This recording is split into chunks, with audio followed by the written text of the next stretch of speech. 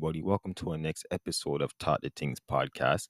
Today, I'm bringing you guys to Scarborough. Now, that's where I'm from, and I had a few people always requesting it in my comment section that I talk about a Scarborough case. So, since all of last week I did West End cases, this week I'm doing all Scarborough cases, and I want to start with a case that happened on the evening of January 29th, 1996. Now, this is a while ago now, and there was a 16-year-old goes by the name of, well, her real name is actually Christy Christie. It's just the same name twice. So if you want to look up this case on your own and you see the name Christy Christie, that's the lady's name. That's her real name. And she was babysitting her infant brother at 6 Glamorgan. Now, you see, I know a lot about Glamorgan, because we used to always go over there. My siblings, them, auntie used to live over there. So we were used to be there for days, sometimes weeks or on months. We were always over at Glamorgan. And Glamorgan is an area that is not shy to crime. This area is always, it was bad back in the day, and I don't know how bad it is now, but just one day, Drake's friend got shot up downstairs, and just the other day again, not at 6 Glamorgan specifically, but in the Glamorgan complex where there's about 6, 7 buildings.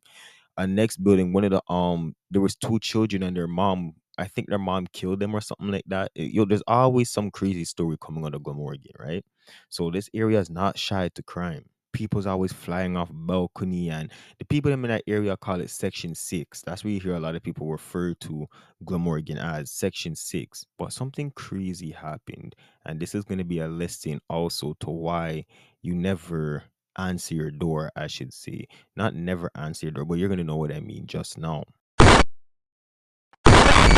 Tree Bills Food, the number one box food in the GTA, located in the east with prices you won't believe. Small soup, $3. Jerk chicken, $6. And a small oxtail, $8.50 on certain days only. We cater weddings, funerals, birthday parties, baby showers, and much, much more. Follow us on Instagram and TikTok at Tree Bills Food or call 416-554-5028. So at an unknown time, she received a knock on the door, and she never knew who it was. So when she went to go answer the door, it was a 12-year-old on the building that she knew. And we're going to call this person Pax.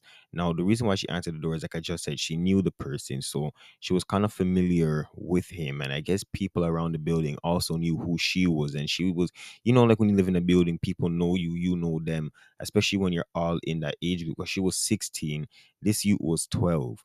And it's not really the same age group, but it's not too far off for him to not know her. You know what I mean? Now, not too long after she opened the door and let him in, a next person ran in behind him and came into the apartment. Little did she know that the 12-year-old boy was lining her this whole time. Now, this was set up between the person that ran in, Pax. No, Pax is the 12-year-old that knocked the door. The person that ran in was a 17-year-old, and we're going to call this person Rick. So Rick and Pax don't plan this because, like I said, people around the building knew who she was. She knew other people, and I guess they thought that she would be an easy enough target. I don't know how they knew that her mom wasn't there, because once again, she was babysitting her infant bro, which would have meant that her mom wasn't there, or so never been babysitting. So the people them look like they were plotting on her and knew, wagwan.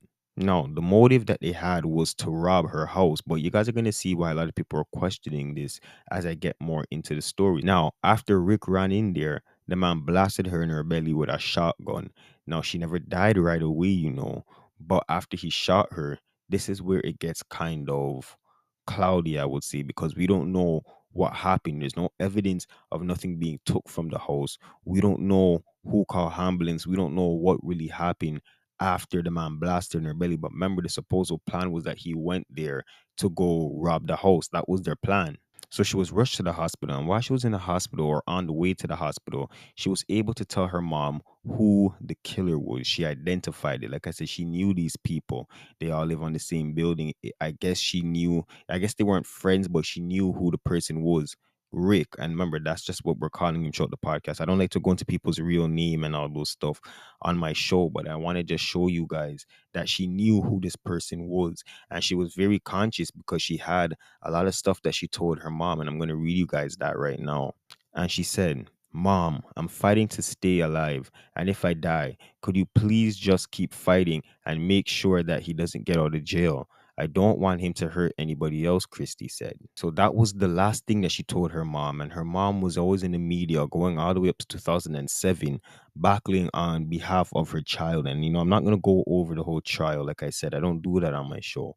But I wanted to just say that, they did wind up finding who these people were. And they never went to jail for no long time because you have to remember how young they were.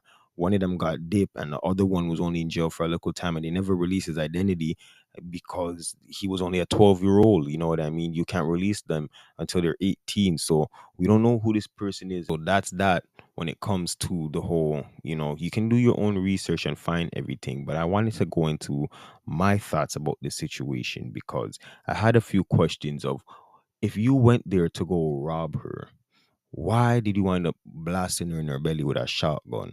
Was the gun just not there to afraid her to, make her be able to subside so you guys can rob the house?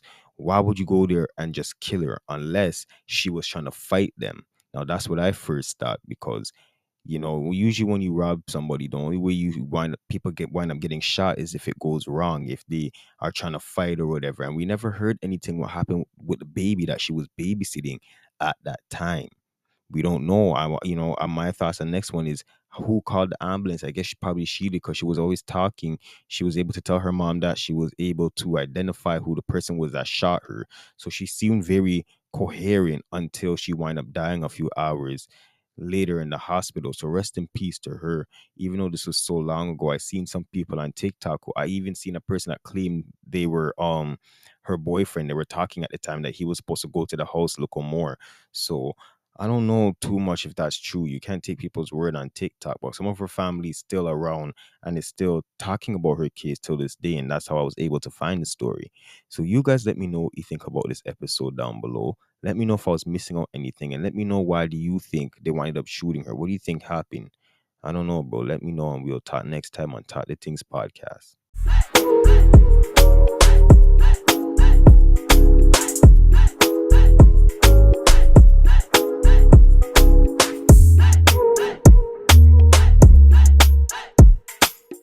If you're planning an event from now until the end of March, I have great news. Tree Bills Food is offering 30% off caterings and 15% off box food. Enter promo code MeHungry at the end of your order to receive the discount. Once again, the promo code is MeHungry, MIHUNGR, all caps.